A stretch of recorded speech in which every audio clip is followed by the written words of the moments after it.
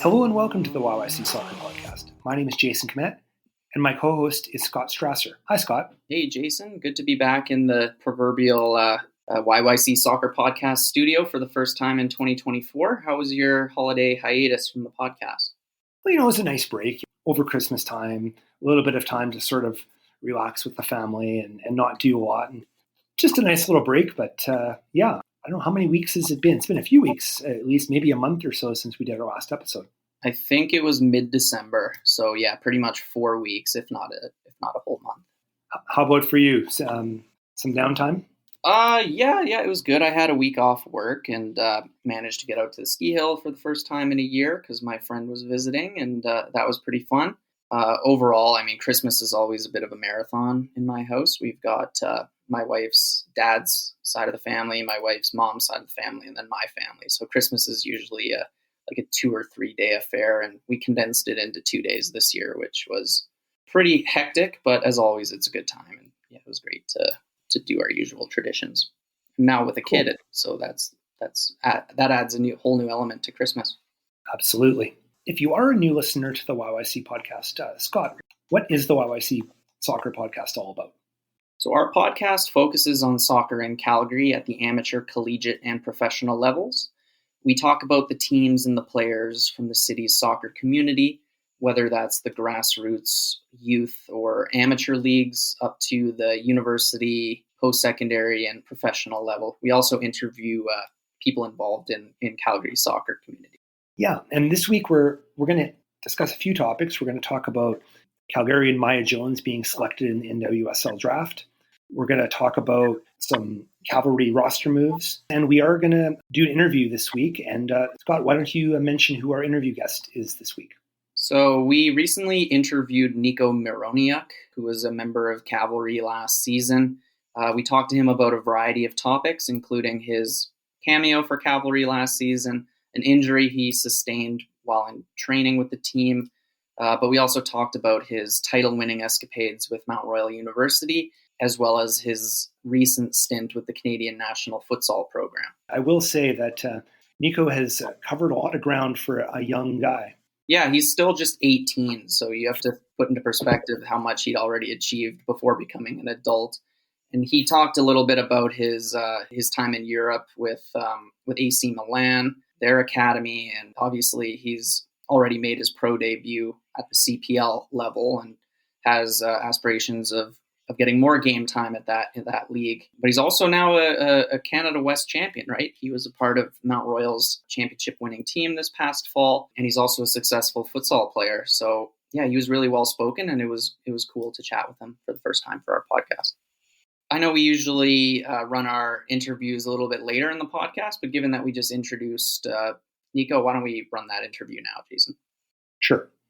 I'd like to welcome Niko Myroniuk to the podcast. Niko started his 2023 season with Cavalry. He made one appearance for the club, and shortly afterwards, he ended up suffering an injury. Into the fall, he went on to play at Mount Royal and was involved in their Canada West Championship run. He was named the Canada West All-Rookie team as well. Since then, he's been spending a little bit of time with the national team futsal program. So lots of stuff going on, Niko. Welcome to the podcast. Lovely to be here.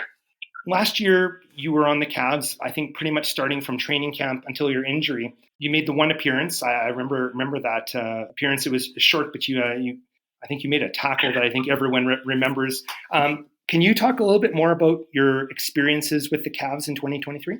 Yeah, so it was kind of my first stepping stone into the pro game. I was with Cavs in the season before.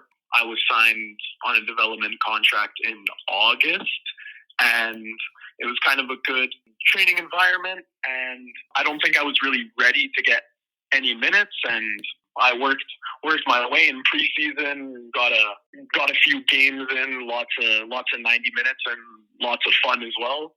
Scored a few goals and worked my way into a point of Tommy's selection. And after that, in the Canadian Championship, I made an appearance after Joe Mason was struggling with an injury in the 25th minute or whatever, and I got my first professional appearance in that way, and I think it was something that I worked towards for the past almost 3-4 years at that point of a professional debut, and it was good. It was a really good experience, especially in a cup competition.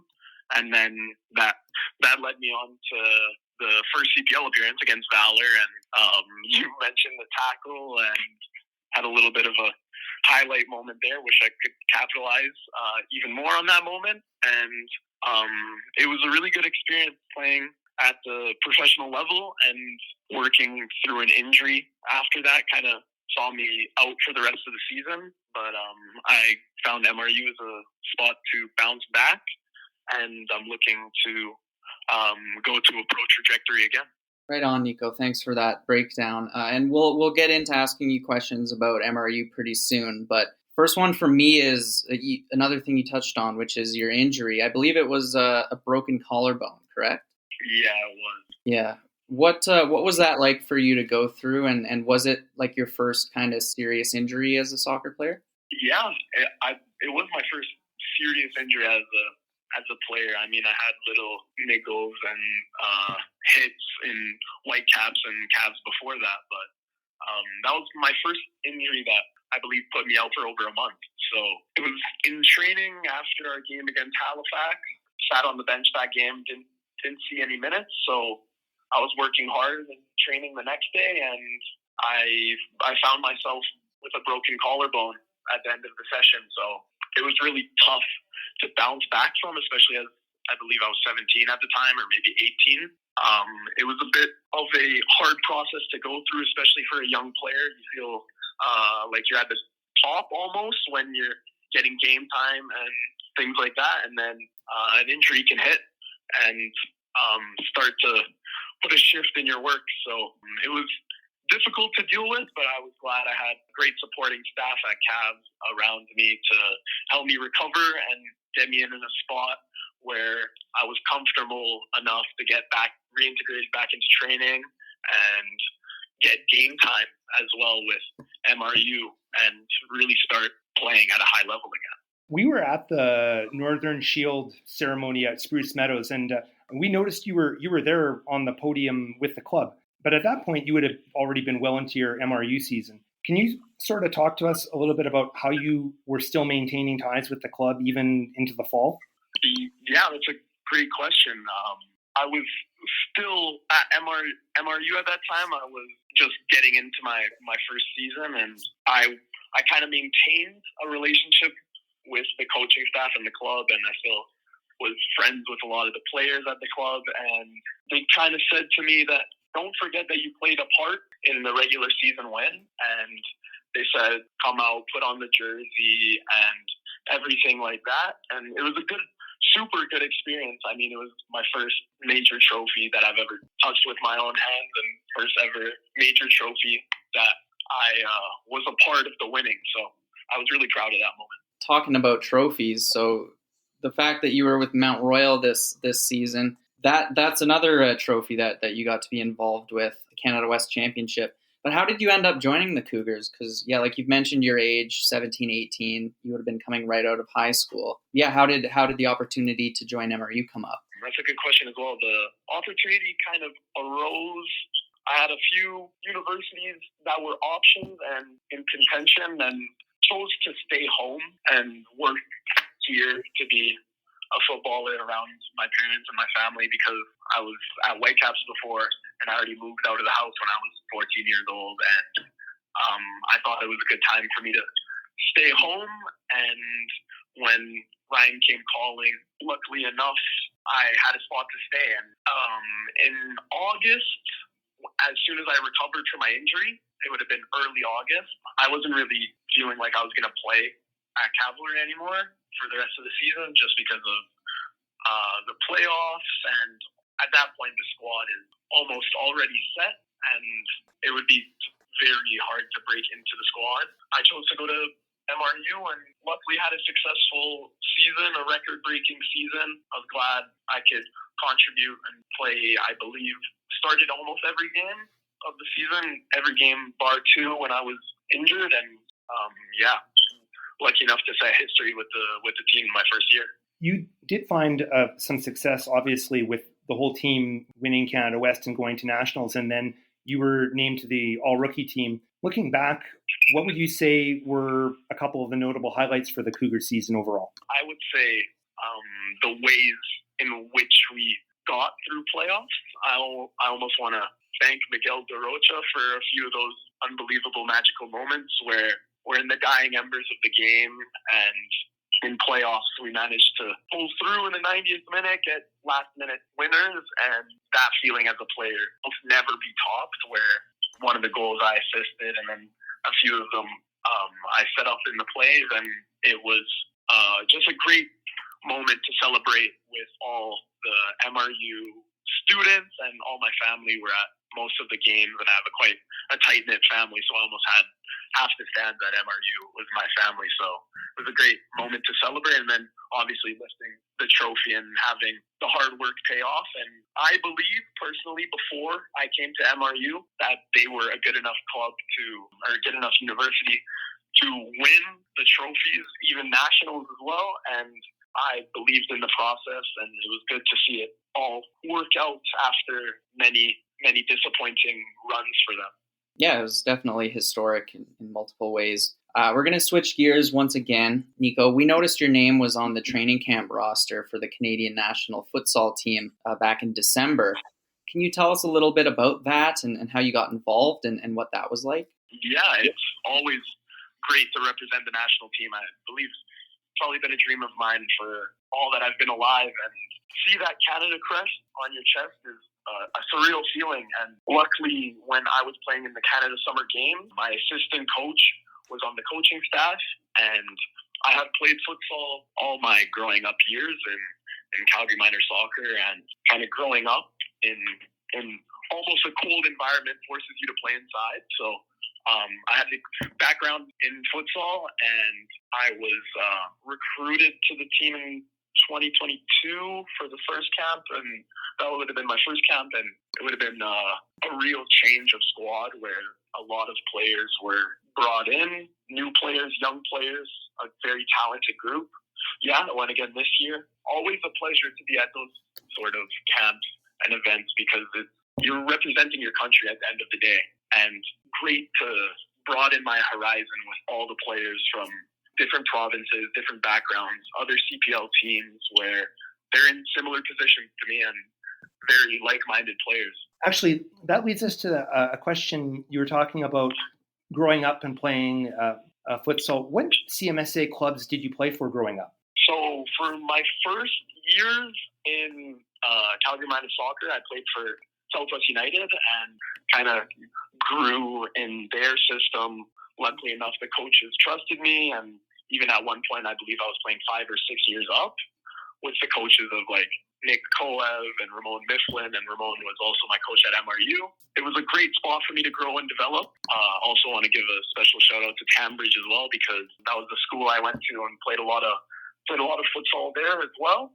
And it's a great soccer program for kindergarten to grade 9 students. And when I was 12, I believe, maybe 12 or 11, I moved to Calgary Blizzard, because once I was playing 5 or 6 years up, my mom was like, how is he going to make friends at this level? So we decided to move to Calgary Blizzards, which had 2 of my AC Milan coaches that coached me when I went to Milan for it was like kind of like a World Cup type of thing, where there was a Team Canada and all the other teams around the globe, and they were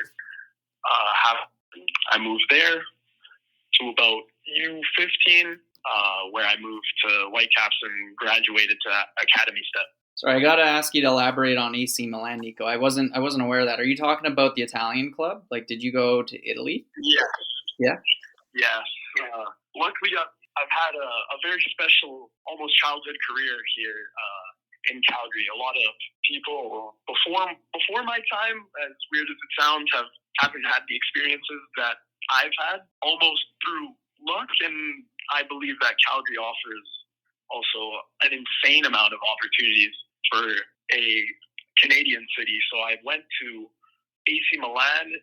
So there's a whole bunch of AC Milan camps all over the world, and they took the best players from each of the camps and then brought them in to do a little tournament, and luckily it was a great experience.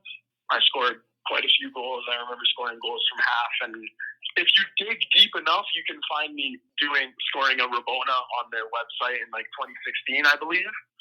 That's the AC Milan's first team website, and opportunities like that and playing in Premier League Wigan Athletic as well have kind of showed me what the world has to offer for football, and really grown my knowledge of the sport and willingness to almost play at the higher level, because you see these clubs and how they operate in different parts of the world, and you're like, wow, I really want to be a part of this lifestyle. Now that we've kind of covered what's happened in 2023, let's look ahead to this new year. I know that there was a futsal camp, I think last week. Were you at that camp, and are you hoping to continue to be involved in the CONCACAF qualifying, or where's that at right now? I'm looking to be a part of that CONCACAF qualifying squad, and hopefully I'm involved, and I always enjoy representing the badge. And I haven't made my first appearance for the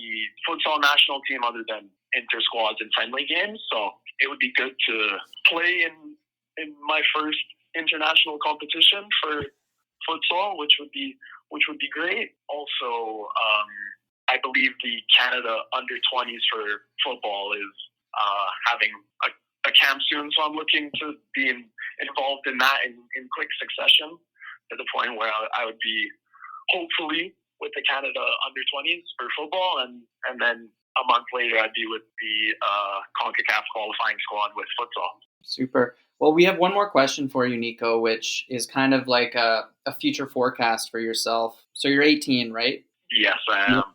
So you're still so early into your career, and even though you have all these experiences already, you have a long, road ahead of you. So where do you kind of see the next 5 years going? So when you're at the, let's say, grizzled age of 23, what do you hope to have achieved in your soccer career? Crazy as it seems, that 5 years I'll be 23, and that's still, I have my whole life ahead of me. So this year I'm kind of looking to bounce back. As some may know, the injury is kind of what pushed me to go into university and use sports. I'm looking to kind of bounce back and get into the pro game, whether that's CPL or whether that's playing in an academy or whatever. I'm really looking to go that pro route. And the best thing about university soccer and youth sports especially is the fact that I have a place to land if none of that works out, and technically a few more tries after that. Hopefully in 5 years' time, I would have made quite a few appearances in professional football, and I would also like to make my first international appearance in futsal and make my first footballing appearance in the national team, whether that's in the under-20s or whatever. But those are just a few long-term goals, but now I think it's time to focus on staying consistent and working my way back into the CPL. I think that's it from us, Niko, unless there's something else you feel is worth mentioning before we wrap up the interview. No, thank you guys for having me on. It's been a pleasure, and I really appreciate what you guys are doing for the community and kind of filling a void where I don't think there's many podcasts and outlets like you guys. So I really appreciate it. Well, thanks for saying that. We really enjoy doing it, so we're happy to do it. Thanks again to Niko Myroniuk for taking the time to do the podcast. We really appreciated his responses to our questions, and we wish him all the best in 2024. He seems like he's going to have a bunch of things going on just like he did in 2023. Yeah, his career seems to be on a really positive trajectory, so I'm excited to see where he ends up. Let's move on over to the NWSL and Mya Jones more specifically. But this past Friday, the NWSL draft happened, and there were two Calgarians that were registered for the draft, Mya Jones and Grace Doherty, both members of the University of Memphis Tigers, graduating members. And Mya Jones was selected in the third round, 42nd overall by the San Diego Wave. So congrats, Mya, former podcast guest. What do you think of that selection, Scott? I think she is going to a pretty spectacular city. You can't ask for much better climate than San Diego. But I mean, that's Alex Morgan's team, right? So she'll be playing under one of the best players of all time, probably learning a lot as that is kind of her position too, right? She's an attacking player. But it's a strong franchise overall. I checked, and last season San Diego made it to the semifinals. So I think even though they're a relatively new club, I believe. Yeah, I think it's maybe their third year, fourth year. They're pretty new. Definitely they've been around for less than 5 years, but for multiple reasons, I think it's a great destination for her. So excited to see how she fares in preseason and if she makes a splash in San Diego. For sure. I'm not sure if you saw this, Scott, but I did see a brief interview with, I believe, the head coach of the club, and they mentioned that they had brought her down to San Diego in advance of the draft. And I think the other comment they made was they were a bit surprised that she lasted as long in the draft as she did. But I think that has more to do with the whole taking up an import spot. But the coach had mentioned that they thought spending an import spot would be worth it for her. So that seems like they're pretty high on her overall. Mm-hmm. Yeah, she was, I guess, the last pick in the third round. Are there 4 rounds overall? I believe 4 rounds. I think it's 4 rounds. So definitely, later pick. But I mean, like you mentioned, foreign spots on franchise rosters, there aren't that many. So that probably factored into it. But for all the reasons we've already mentioned, I mean, you can't argue against joining San Diego. It's a great team to join for her. Mm-hmm. As we mentioned, there was another Calgarian who registered for the draft, right? Grace Doherty was, of course, the other player, University of Memphis Tigers teammate of Mya Jones, and also a stalwart for Foothills WFC. Unfortunately, didn't hear her name called. I wasn't sure if she'll, would she be able to declare again, or do you have to be affiliated with the university program to do so?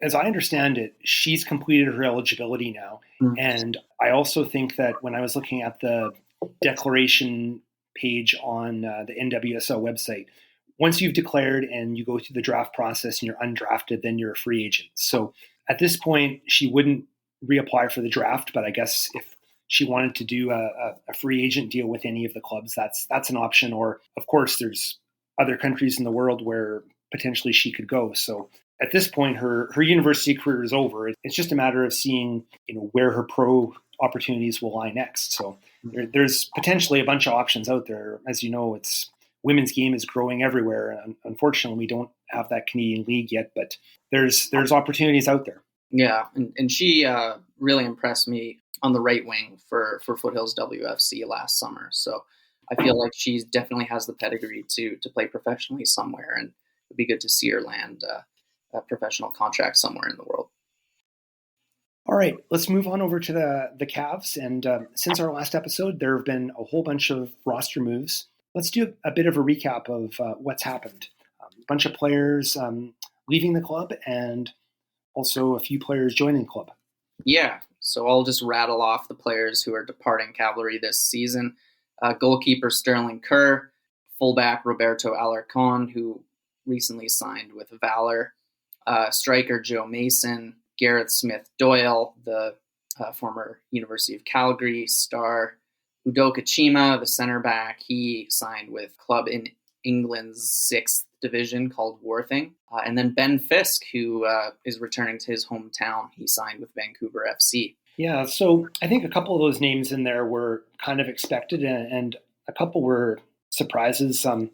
What do you think, Scott? I think Chima was kind of one I think we expected, and I think Mason probably as well. But what are your thoughts? Yeah, I agree with you about Udoka Chima. He definitely had a run of games in 2023, but he did seem to really be struggling in the heart of Cavalry's defense. His time as a starting center back kind of coincided with Cavalry's early season poor run of form.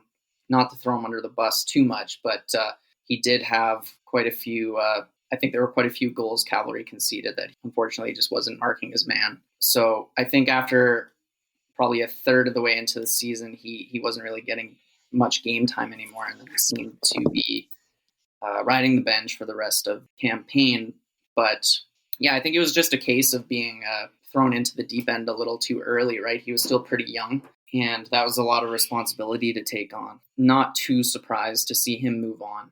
Joe Mason, I mean, he didn't get a lot of playing time last season, and I don't think he may have scored one goal, which when you're a number 9 or you're a striker, like that's what you're getting paid to do. And it seemed like Bevan really kind of took the reins as the team's leading striker, and Mason kind of became his like the guy who would get subbed in the 75th minute or whatever. And when you only have short cameos at the end of a match to try and get on the score sheet, it's really easy to lose confidence when you go 3, 4, 5 games in a row without putting the ball in the back of the net. So those two I wasn't too surprised by. Roberto Alarcon, I was a little more surprised by, not necessarily that he left, but rather that he is staying in the CPL and signing for Valor. I really rated Alarcon as Cavalry's one of Cavalry's wide players who could really whip in a good cross. So didn't really understand why they parted with him. But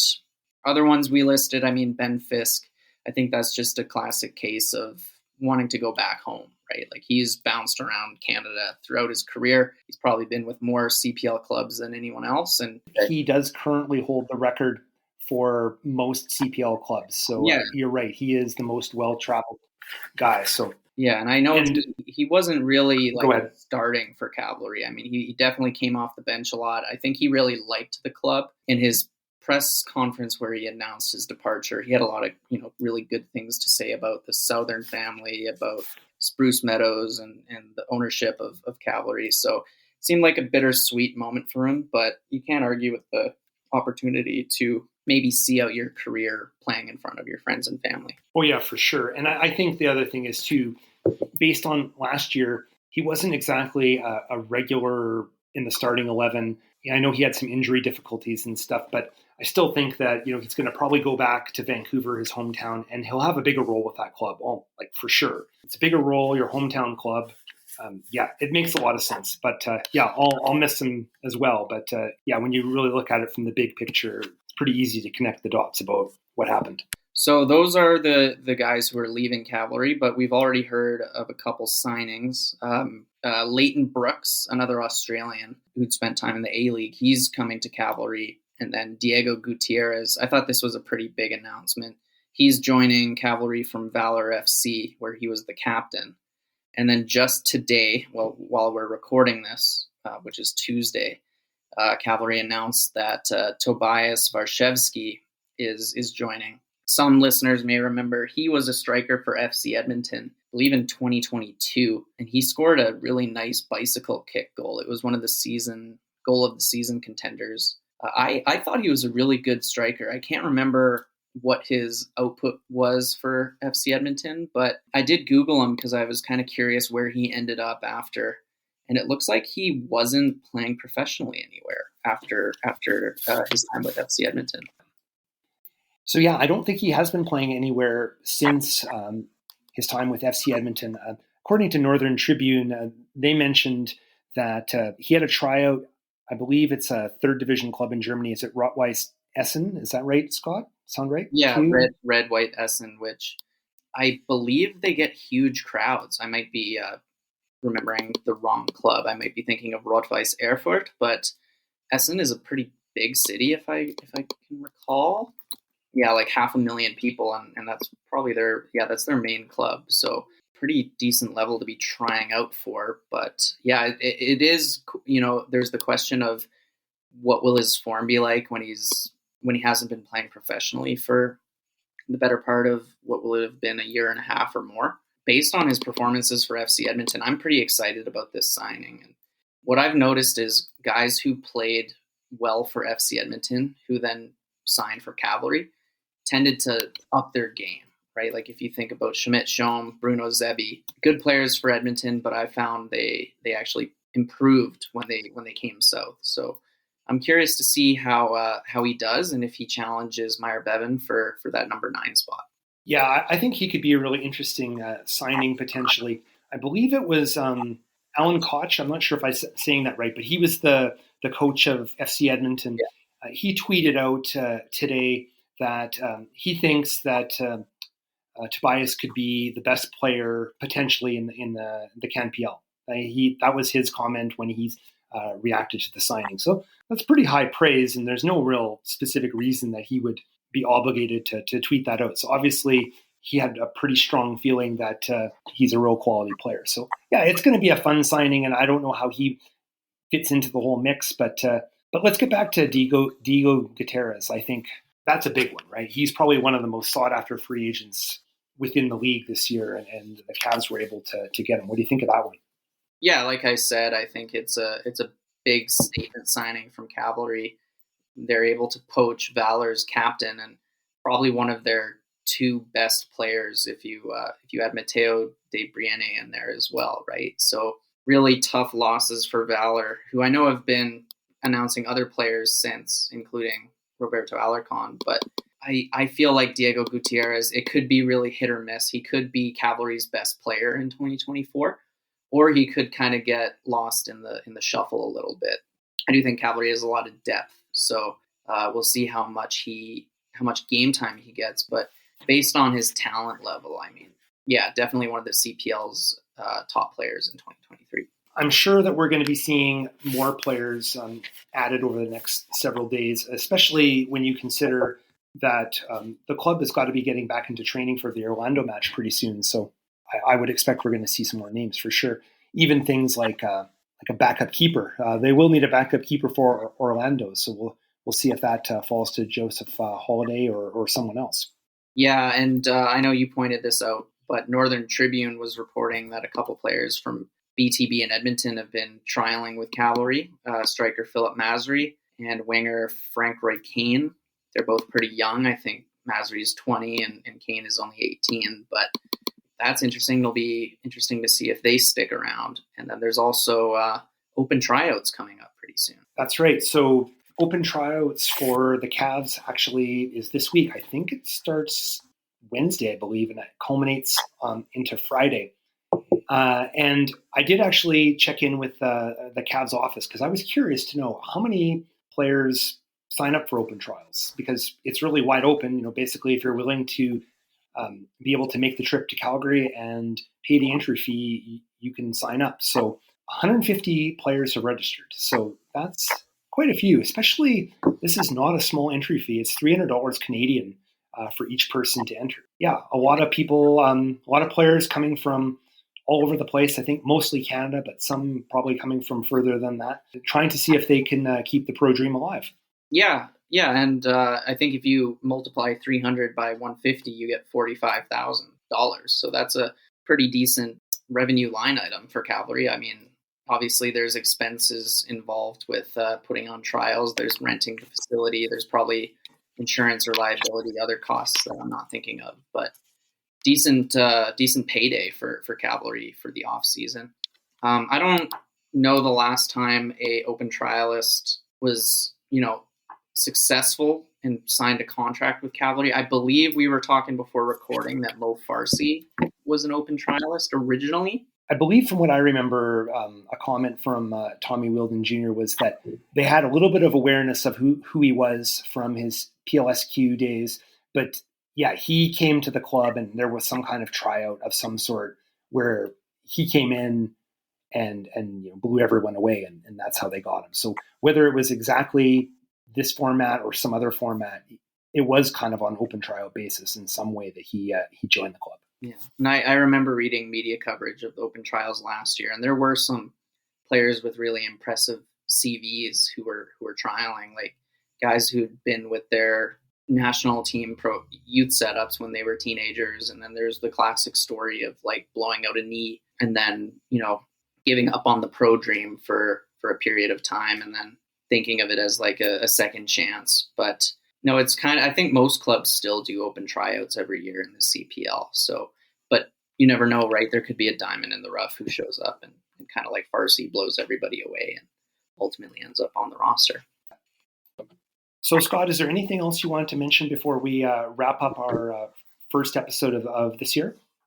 Just a quick shout out to Michael Barvagan and Drew Fisher, who are two Calgary-based referees who have been named to the FIFA list of international referees for 2024. Calgary Minor Soccer tweeted this out on January 10th. So just thought it would be, a different kind of angle for our podcast. We haven't really talked that much about refereeing or referees. So rare to see them given kudos.